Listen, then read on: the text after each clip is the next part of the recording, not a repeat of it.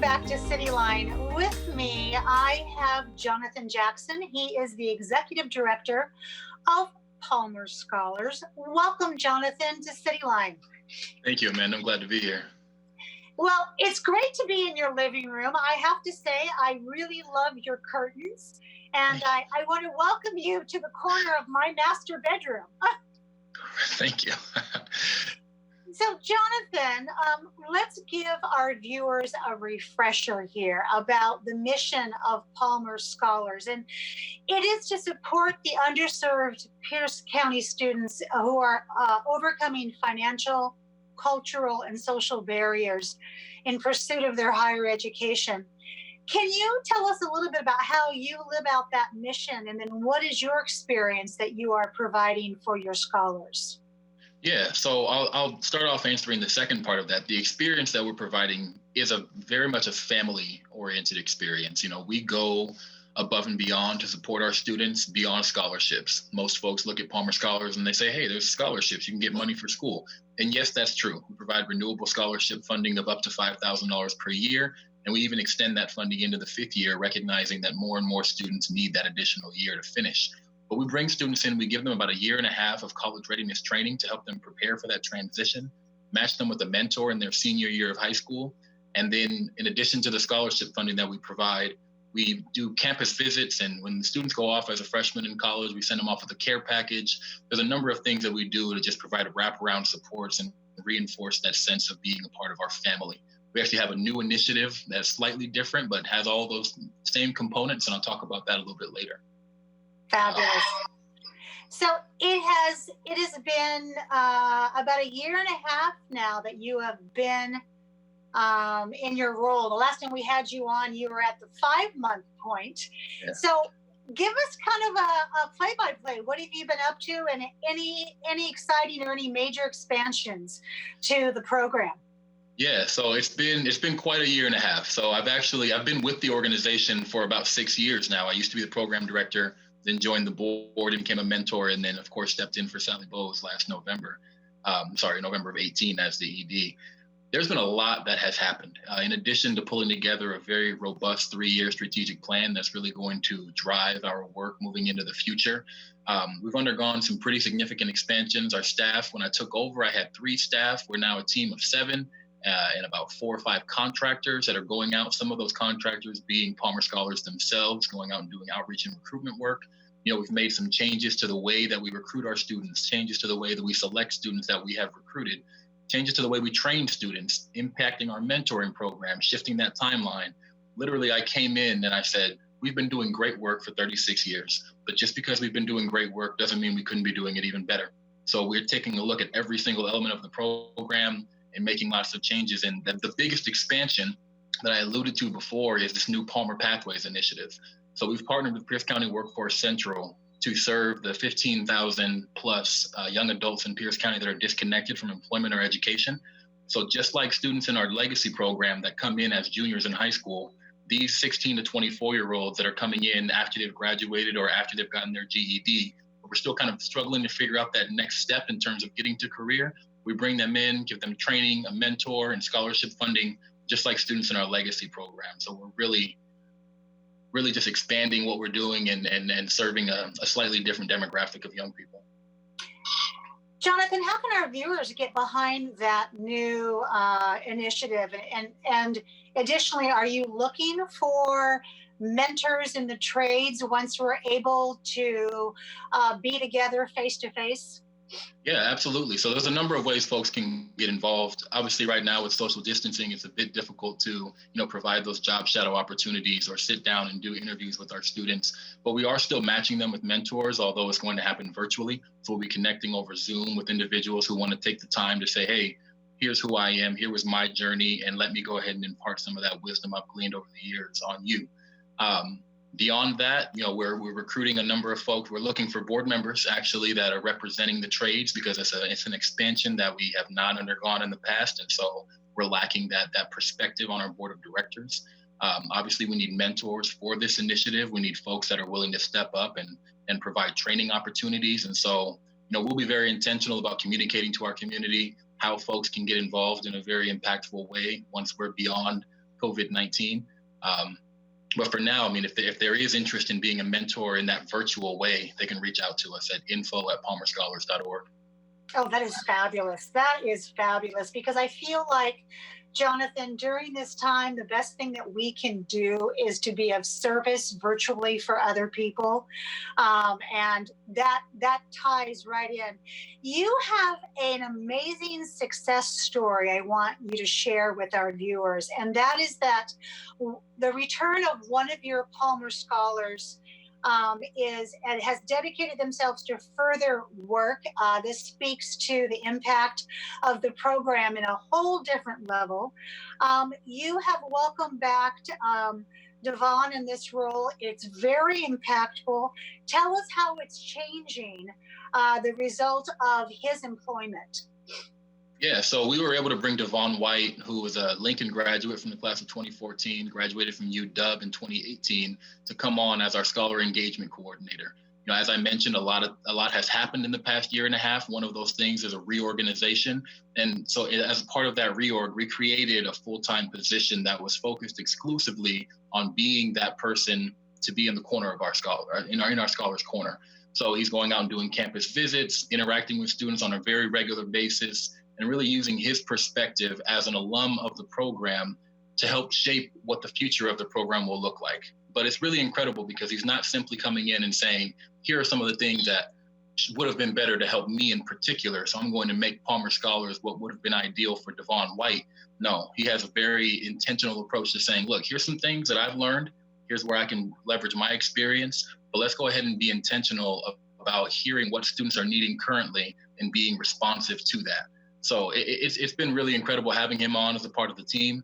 And I just look forward to seeing how we continue to grow and strengthen our services with him leading that part of the work. I hope that when we get back to this new normal, that we'll be able to have him on the comfy couch and absolutely talk with him about some of his amazing vision and his hindsight in this position. Unfortunately, as many organizations have had to do, you had to cancel your annual Stand Up and Cheer luncheon due to COVID-19. So, Jonathan, what are you doing to keep your guests informed and still achieve fundraising goals? And I'm going to add to that, especially since we just heard from our governor that school will continue to be virtual until the end of the year. Yeah.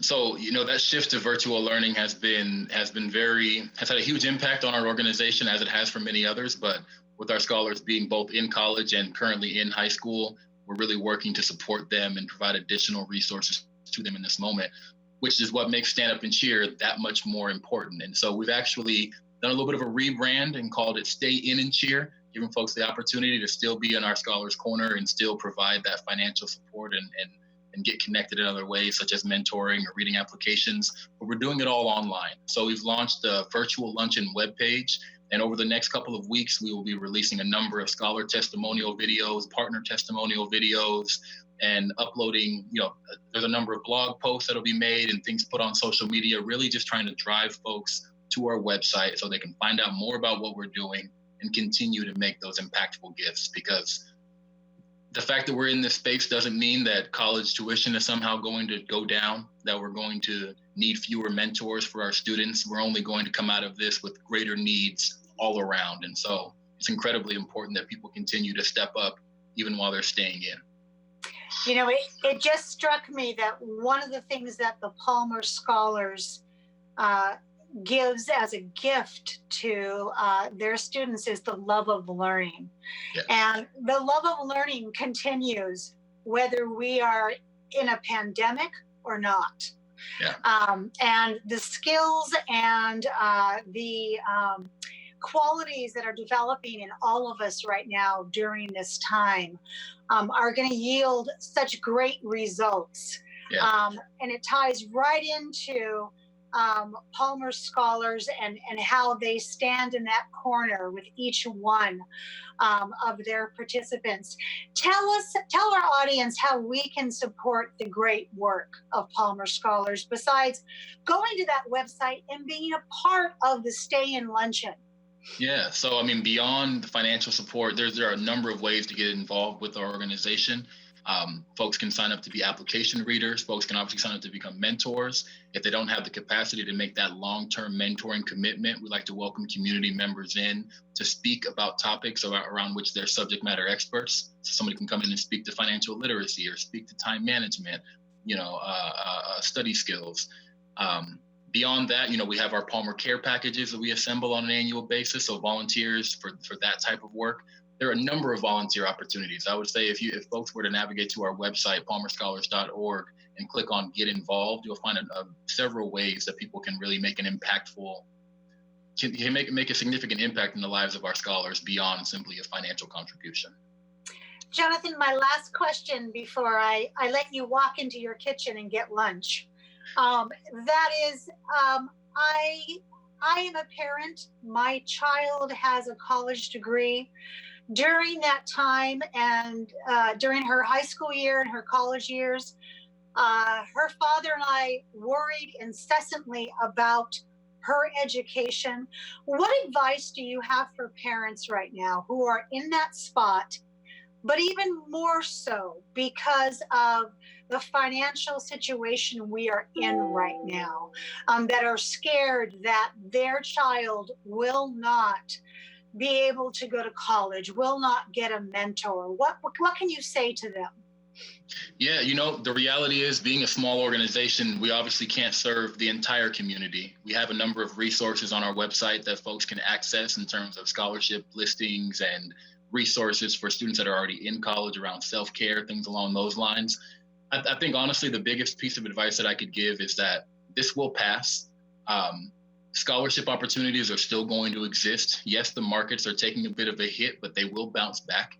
Folks' generosity is still going to be pervasive. And so I think the biggest thing people can do is to try and remain calm amid the crisis and really focus on what that plan is, have a clear plan in mind, and think about what steps can I take towards executing this plan, even though I have to stay in my living room. What can I be doing to polish up my personal statement? What can I be doing to capitalize on the extra hours that I have not being spent commuting to and from school to search scholarship opportunities?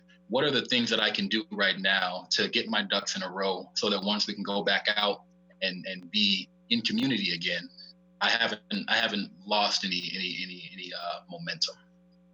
That is fantastic. Jonathan, I cannot thank you enough for inviting us into your living room, but more importantly, for the work that you do. It's very evident to me that this is a ministry for you, that you live this 24/7.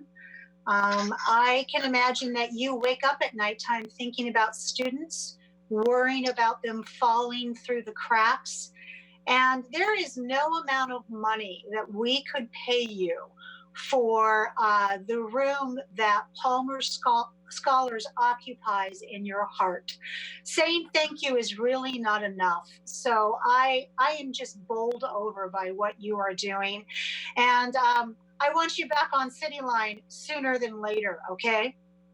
Perfect. I would love to come back. And I just would say, I know we're closing out, but the passion that I have is the same passion that every one of the people I'm blessed to work with every day has in their hearts. And so, we have an incredible team, and we're able to make it happen because of that collective passion. So thank you for that acknowledgement, and I'd be remiss if I didn't elevate the fact that my staff are equally, if not more, passionate than I am. Well, like attracts like. So I'm gonna leave it at that and say thank you so much for your time during this unbelievable new normal unknownness we have right now. And take care of you and yours, all right? Thank you. Same to you. And thanks again for the opportunity. My pleasure. We have much more to come on CityLine. Don't go away. We'll be right back.